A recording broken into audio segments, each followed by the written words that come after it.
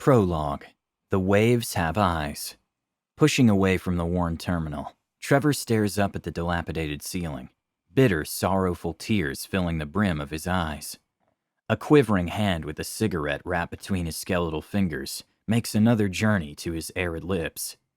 Gale force winds crash into the beacon house with a ferocity he has never seen before.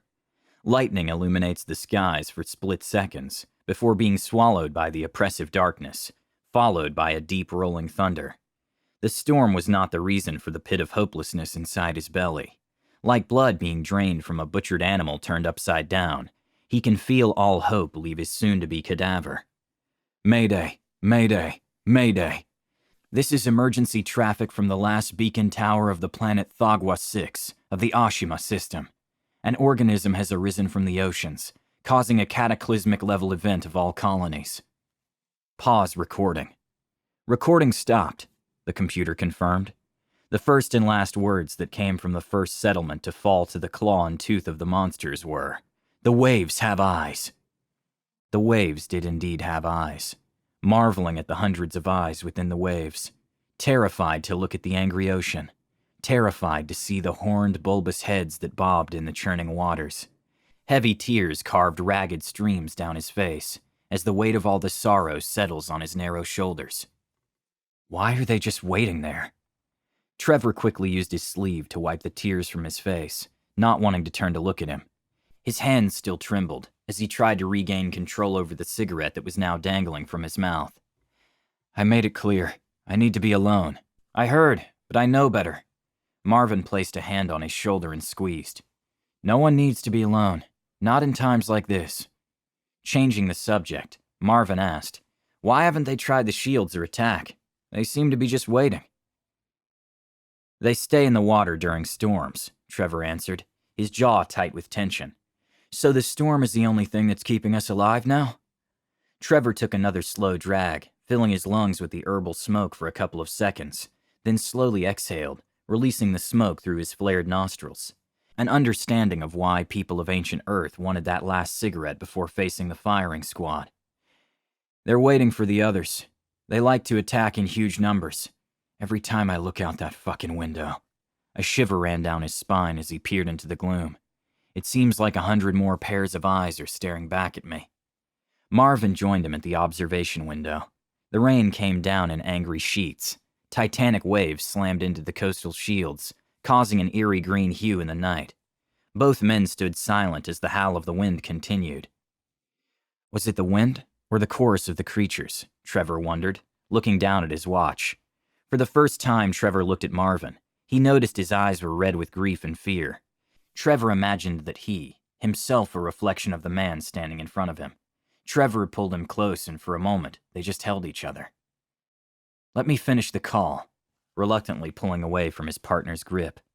What's the point? When the storm breaks, in the next couple of hours. Sobs swallowed the rest of his words. Pulling him close, kissed him on the forehead. Trevor cupped his face with his hands, catching his tears. Don't say it. Please don't say that. Don't give up hope. Tears flowing again down his narrow face, gaunt with exhaustion. We've been sending the same message for the last 6 months. Since... I know! His anger and frustration spilling over. Marvin recoiled from the flash eruption of emotion.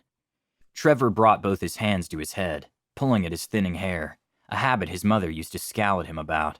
He took a deep breath, trying to calm down. Don't you think I know this? Trying to pull his anger back in. It's the only chance we have.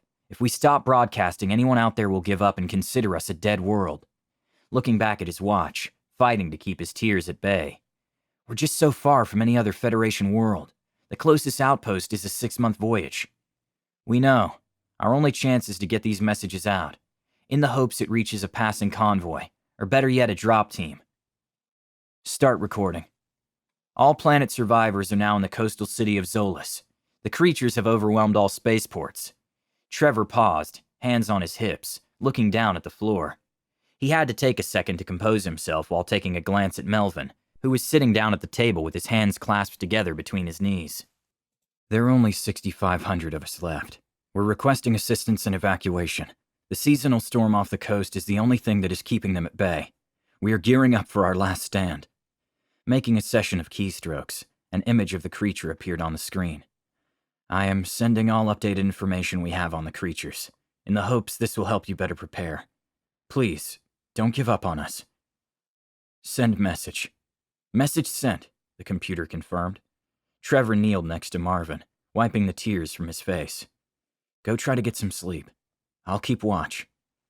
I won't be able to sleep. I want to keep you company. A frail smile struggled to make it across his face, moving his hand to Marvin's thigh, giving him a squeeze. Marvin unfolded his hand and cupped Trevor's face, smiling back at him. There was nothing else to be said between the two. Exhaustion took the two men within minutes, as the storm continued to rage. Wake up! Terror had a firm grip on Marvin's arm as he glared out the window. The storm is breaking up. They're testing the coastal shields. Damn it! Trevor was instantly awake and bounded towards Marvin. How long were we out? Just 4 hours. The sun is coming up.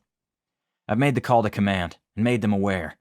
The morning was gloomy with a thick fog that swirled around the beachhead, making it impossible to see the creatures. Are the shields holding up? No major hits yet. Seems like they're probing us, though. 100%. So far, no breaches. Roger that. Why aren't we bombarding them? We decided to wait, in hopes that the shields vaporize as many of them as it can, before it fails. We're going to save our firepower until then. This is it, isn't it, Trevor? I don't want to be ripped apart by those things. Panic finally took him. I don't want to get eaten alive. Grasping at Trevor's shirt, eyes wide with a primal fear. We won't. Trevor calmly produced a gun from his holster. I promise you, I won't allow that to happen to us. We will go out together, on our terms. We will fight till our last shell.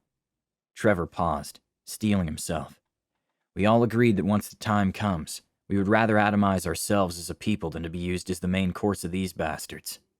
Pointing out a window. Thunder shook the beacon house again, then again and again. Trevor stood up. That doesn't sound like thunder. The storm is clearly past, thought Trevor, clearly confused. Glancing over at Marvin, who had the same questions swirling through his head, Trevor figured. Marvin also stood up. Both made their way to the window, as purple-blue blossoms speckled over the dense fog. That's not thunder. For the first time in months, he sounded hopeful. Those sound like subatmospheric reemergence booms. Incoming message. Accept transmission. Connection established. This is Asukari from the 13th Company. We've heard your call. We will assist with the evacuation and protection of your 65,000 souls.